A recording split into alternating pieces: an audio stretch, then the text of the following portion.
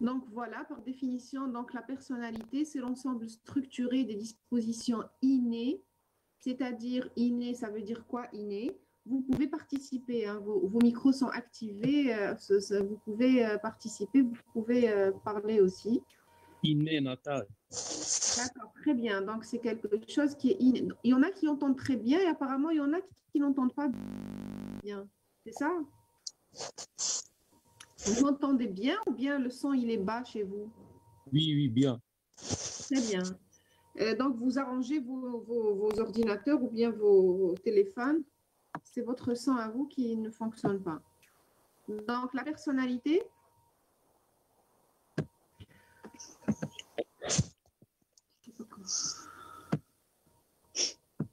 Vous voyez les diapos ou pas? Oui. Mais moi, je ne les vois pas.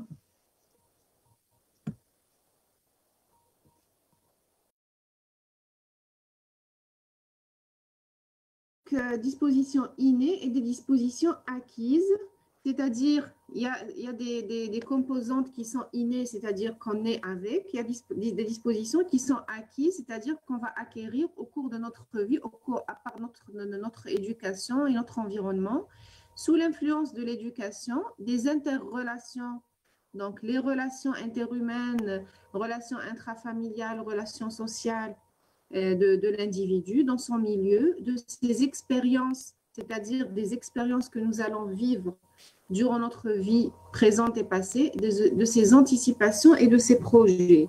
Donc, c'est ça la définition d'une personnalité.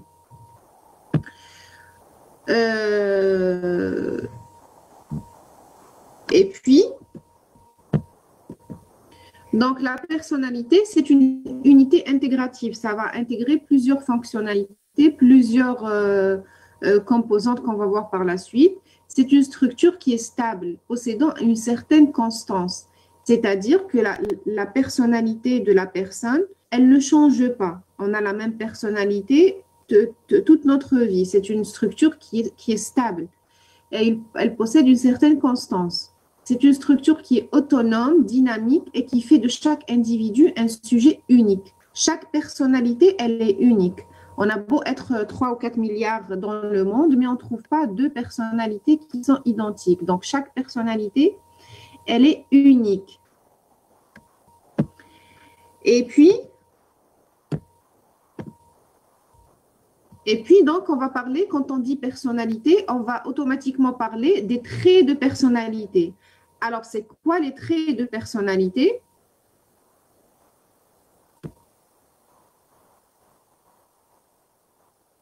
Les traits de personnalité, c'est une façon permanente de ressentir, percevoir et penser qui est propre à chaque individu et fonction du contexte de l'environnement. C'est des modalités relationnelles de la personne et le style de réaction et de traitement des informations, c'est-à-dire les traits de personnalité, c'est notre façon d'être. C'est notre façon d'être, notre façon de réagir avec le monde environnement, notre façon de réaction face aux situations que l'on va rencontrer au cours de notre vie, notre façon de penser. C'est ça ce qu'on entend par traits de personnalité, qui sont durables et qui sont constants durant toute notre vie. Et quand on parle de personnalité, donc la personnalité, donc elle regroupe, on doit parler de tempérament et de caractère. Donc la personnalité elle est constituée du tempérament, du caractère et de l'intelligence, c'est-à-dire les cognitions. Les cognitions, c'est-à-dire l'intelligence, les fonctions d'intelligence, de mémoire. Donc, c'est ce qu'on veut dire par cognition. Alors, si vous ne comprenez pas un mot, vous pouvez m'interrompre. Donc, le tempérament, c'est l'aspect biologique de la personnalité. Qui veut dire quoi? Ça veut dire quoi l'aspect biologique de la personnalité? Le tempérament, on est avec, c'est la disposition qui est innée. On est avec un certain tempérament. Déjà, le bébé, les enfants en bas âge, un bébé, déjà, on va, selon son comportement et ses aptitudes, il a déjà un certain tempérament. C'est ça le tempérament avec lequel nous vivons. Ça dépend de notre matériel génétique. Donc, le tempérament d'une personne, c'est l'ensemble des tendances et des qualités que la nature nous donne à la naissance et que nous découvrons au fur et à mesure que nous grandissons. Donc, les tempéraments ont été décrits auparavant, donc à l'époque déjà de Galien, selon quatre tempéraments. Il y a le tempérament sanguin. Tempérament sanguin, c'est quelqu'un qui est heureux, qui est content, qui est joyeux. Tempérament colérique, c'est quelqu'un qui est très nerveux, qui est coléreux, qui fait des accès de colère. Tempérament flegmatique, c'est quelqu'un qui est froid, qui est apathique, qui ne bouge pas beaucoup. Et tempérament mélancolique, c'est quelqu'un qui est tout le temps triste et déprimé. Donc ça, c'est les quatre tempéraments qui ont été décrits auparavant, donc qui parlent de notre façon, ça dépend de notre richesse avec laquelle nous naissons. Donc, nous naissons déjà avec un certain tempérament qui va être constant et sur lequel va se greffer ce qu'on appelle le caractère. Donc, le caractère, c'est les aspects socioculturels, c'est-à-dire c'est la manière habituelle de réagir propre à chaque personne. Le caractère, on va l'acquérir durant notre vie. On va l'acquérir selon nos expériences, selon notre éducation, selon notre environnement. C'est quelque chose qu'on va acquérir et qui va nous donner des aptitudes à réagir avec l'environnement. Donc, c'est le tempérament formé par la volonté, les événements vécus et l'ambiance trouvée. Donc, on a plusieurs types de caractères. On dit celui-là, il est joyeux, lui, il est généreux, il est fainéant.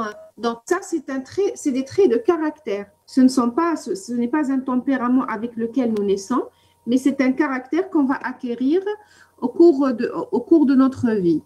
Quelqu'un qui est sympathique, quelqu'un qui est sévère, quelqu'un qui est pudique. Donc ça, c'est des caractères que nous allons acquérir. Nous ne naissons pas nous naissons avec un certain tempérament et sur lequel va venir ce caractère-là. Donc le tempérament, donc c'est la partie qui est submergée de l'iceberg, c'est-à-dire c'est quelque chose qui fait partie de nous, qui ne va pas changer et qui est constante avec laquelle nous sommes nés. Ça dépend de notre matériel génétique.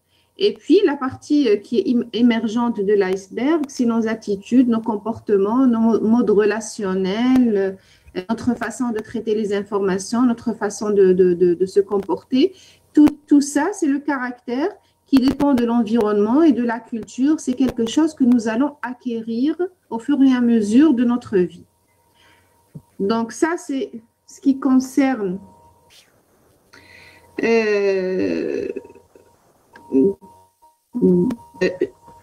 excusez-moi, j'ai bien envie de voir les questions en même temps. On peut dire que le caractère, c'est les différentes réactions des personnes pour la même situation. Le caractère, c'est la façon de réagir face aux situations. C'est quelque chose qu'on va acquérir. Mais notre tempérament, il est là. Il est là.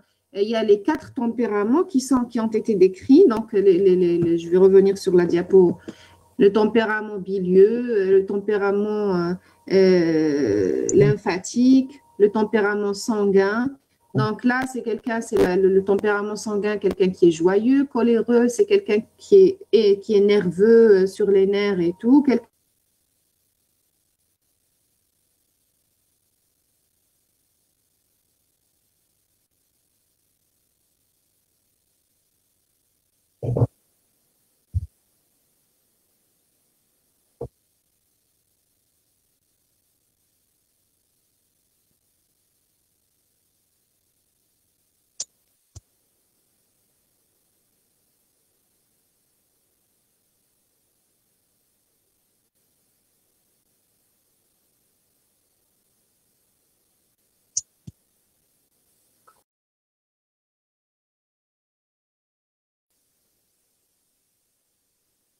جماعة ما كانش صوت ولا غير عندي؟ مكان ما كانش ني صوت ني بارتاج d'écran عندي.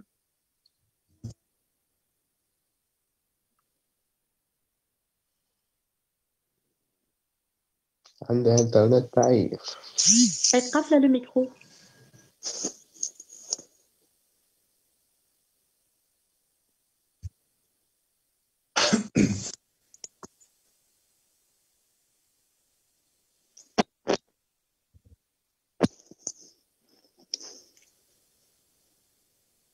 10 minutes, Elias.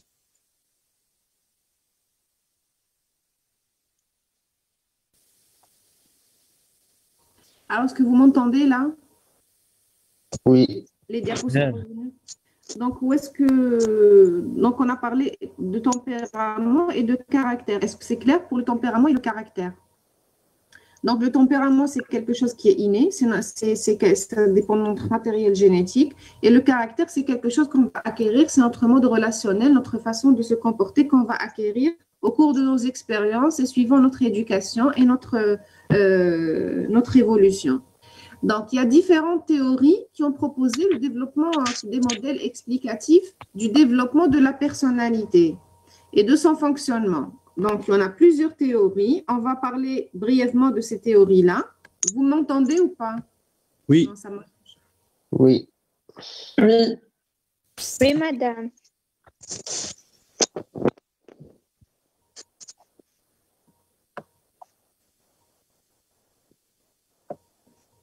Le tempérament influence le caractère. Bien sûr que le tempérament influence le caractère. Parce que le tempérament, il est là. Et sur ce tempérament-là que va se greffer notre caractère. Donc, on a la théorie biologique, théorie psychanalytique, théorie comportementale et cognitive, théorie socioculturelle. Donc, je vous ai résumé tout ça en 4 grandes théories. Donc, la théorie biologique, c'est les facteurs biologiques qui vont influencer la formation de notre personnalité. Donc, la personnalité, c'est tempérament plus caractère, plus cognition, c'est-à-dire intelligence, mémoire, notre matériel de cognition qui est là. Donc, la personnalité, ça englobe tout ça. Donc là, on va parler du développement de cette personnalité, comment notre personnalité va se former. Il y a des théories biologiques qui sont représentées par le patrimoine génétique, héréditaire, organo-biochimique, qui passe par plusieurs étapes de maturation pour aboutir à un individu humain constitué. On dit il est nerveux comme son père. Son père est nerveux, lui aussi il est nerveux. Donc il y a le matériel génétique, c'est les facteurs biologiques qui interviennent dans la formation de notre caractère, notre tempérament et notre personnalité en quelque sorte. Les processus neurophysiologiques de base inhérents à l'activité cérébrale, génétiquement déterminés, héréditaires aussi, qui sont propres à l'individu. Mais la maturation cérébrale durant la vie intra-utérine et au-delà est soumise aux influences du milieu. Donc, la maturation déjà cérébrale commence quand on commence déjà en intra-utérin. C'est là que commence le développement de notre cerveau, nos fonctions cérébrales. Et donc, c'est les facteurs biologiques qui vont déterminer notre personnalité par la suite, dépendant aussi de notre matériel génétique. L'intelligence, est-elle innée? Oui, ça dépend de notre matériel génétique, ça dépend de notre, mais aussi elle est acquise, c'est-à-dire on développe il y a le fond qui est là, on est intelligent, mais si on n'en fait rien de cette intelligence, on ne va pas la développer, elle ne va pas se développer. D'accord. Donc, si on est intelligent, qu'on s'exerce, qu'on travaille, qu'on essaie de développer notre intelligence, on va être encore plus intelligent que ça. D'accord. Donc, la théorie psychanalytique ou bien psychodynamique. Donc, pour la psychanalyse, on va parler de Freud. Quand on dit psychanalyse, c'est Freud. On va le voir par la suite avec plus de détails. Mais le développement, quand on dit psychanalyse, c'est Freud. Donc, Freud aussi, il a développé des théories sur le développement de notre personnalité. La personnalité, pour lui, donc, elle se constitue au travers des stades infantiles, c'est-à-dire des stades de développement de l'enfant. Elle est placée sous le primat de l'inconscient. Et le moi en est la fonction intégrative, le moi qu'on va voir tout à l'heure. Donc, le développement, selon Freud, se fait au travers de stades libidinaux, sur les stades sexuels. Donc, on a le stade oral jusqu'à l'âge de 18 mois, stade anal, stade phallique ou bien oedipien, période de latence et le stade génital. C'est le stade de l'adolescence. Donc là, c'est les principaux stades de développement selon Freud.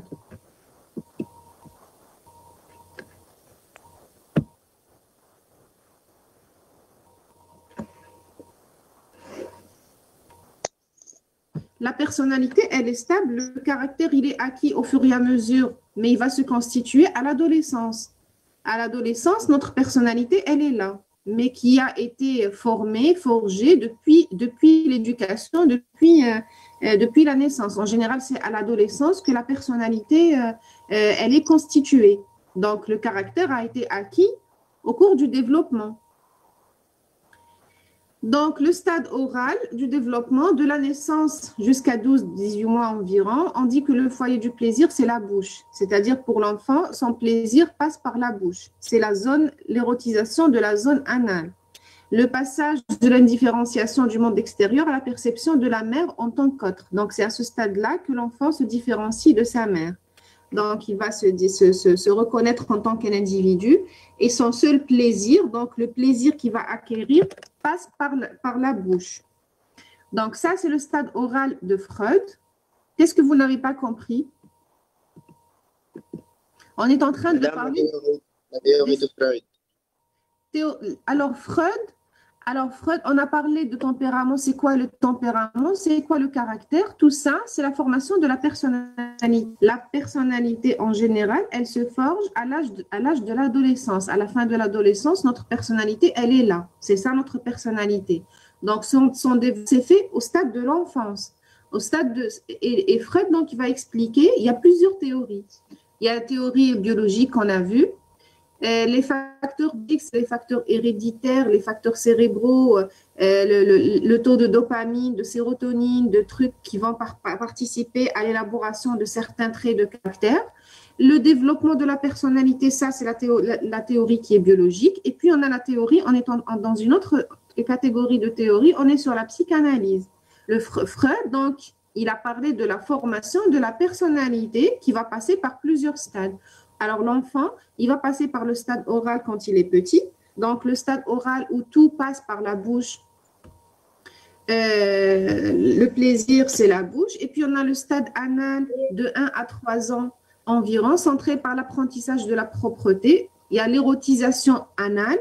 Le foyer du plaisir, c'est l'anus, retenir et expulser. Donc, c'est là que l'enfant va apprendre à s'opposer. C'est-à-dire, il va faire plaisir à sa maman, il va faire ses besoins normalement, ou bien il va s'opposer, il va prendre l'opposition.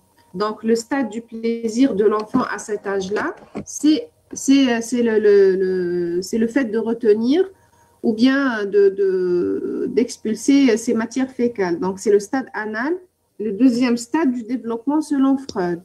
Donc, on va voir les stades et après, donc, vous allez mieux comprendre quand on va parler parce qu'à ce stade-là, s'il y a une perturbation au niveau, par exemple, si l'explication, vous n'avez pas fait de psychiatrie, donc c'est difficile pour vous de comprendre, mais si le stade, on dit qu'une perturbation qui va arriver au stade oral aura des conséquences sur la personnalité de l'enfant.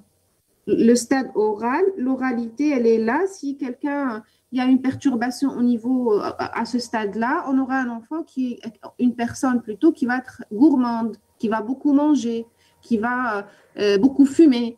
C'est un exemple. C'est-à-dire que le plaisir va être autour de la bouche. Donc, Madame, ici, on parle des plaisirs sexuels. C'est les plaisirs sexuels, oui, qui commencent à l'enfance. Freud parle de plaisir sexuel. Freud parle de fantasme sexuel. Il parle de développement sexuel de l'enfant. Mais ça, c'est le développement global. Plaisir sexuel lors de l'allaitement? Lors de l'allaitement. L'allaitement? Oui, dans le stade oral. Oui, le plaisir, il passe par la bouche. C'est-à-dire le biberon, il suce son pouce, il met tout dans sa bouche. Même quand il voit un enfant à cet âge-là, tout ce qu'il voit, il va le mettre dans sa bouche. Même un petit jouet, un petit truc qu'il voit par terre, il va tout mettre dans sa bouche. C'est le plaisir, il est là. C'est le stade oral. Le stade de développement, c'est le premier stade de développement de l'enfant. Et puis, on a le stade anal. Le stade anal où l'enfant commence à apprendre l'apprentissage de la propreté. C'est là qu'il va avoir le plaisir, c'est-à-dire qu'il va apprendre à contrôler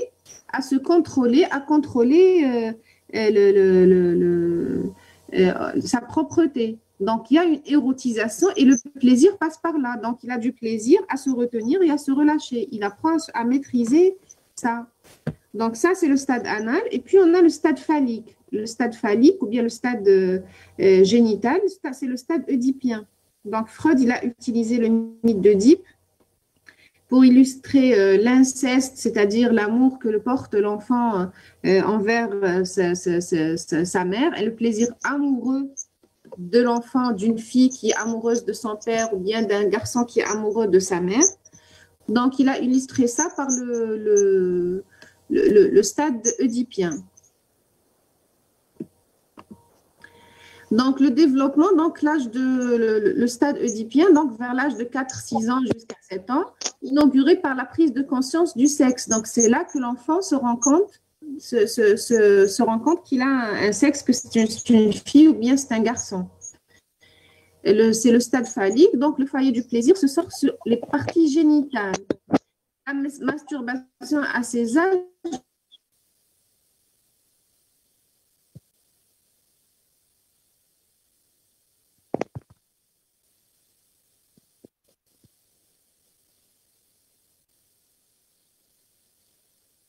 Madame? Il n'y a rien du sang. Oui.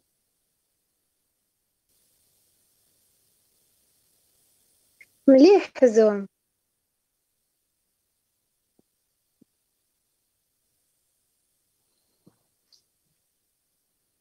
Madame, êtes-vous là? صبروا. قلت أنا راح الصوت.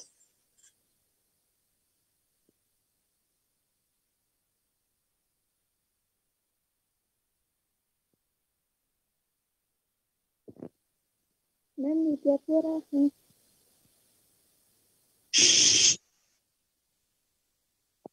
راح carrément.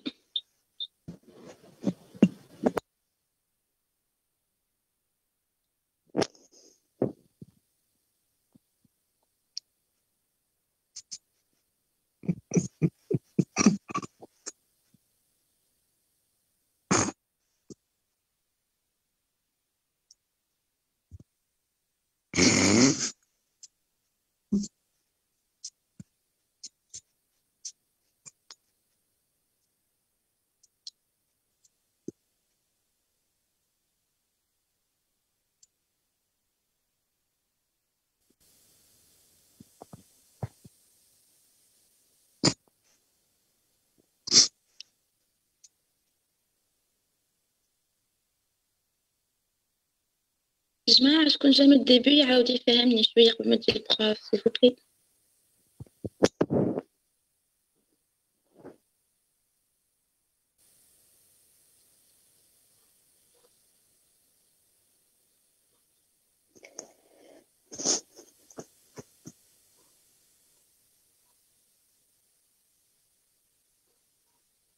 Cinq. Elle a quitté carrément. No. Oui. بالك راح تلعب كونيكسيون. Elle arrive.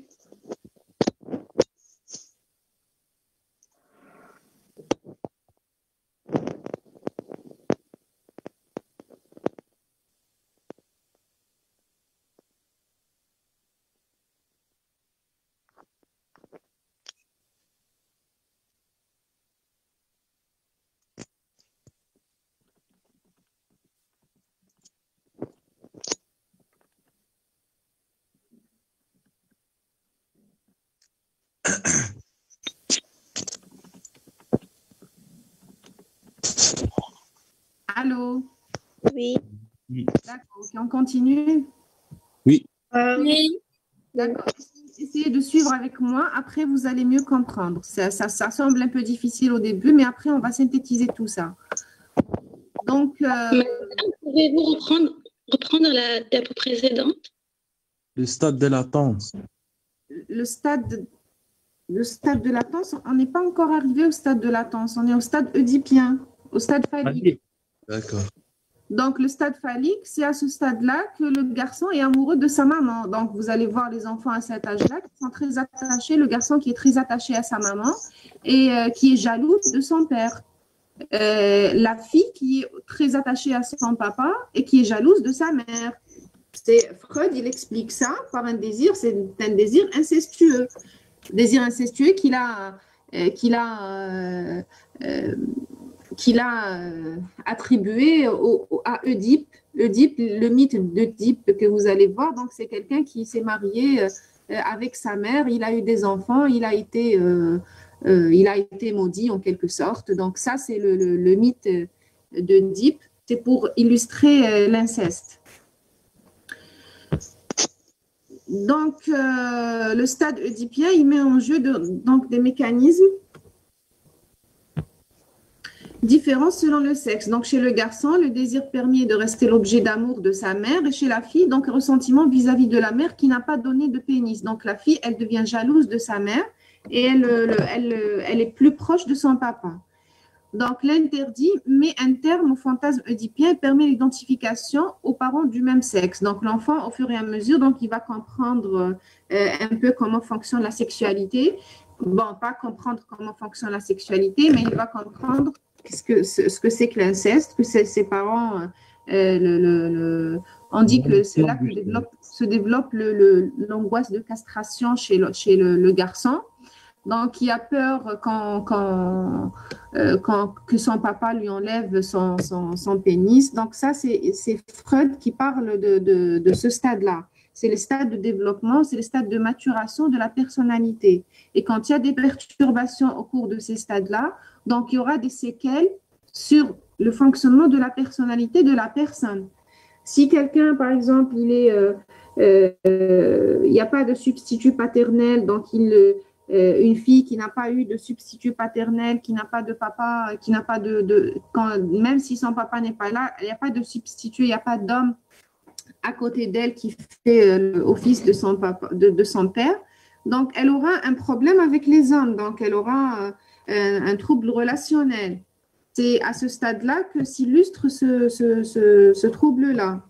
Phallique, Opo. Et pardon?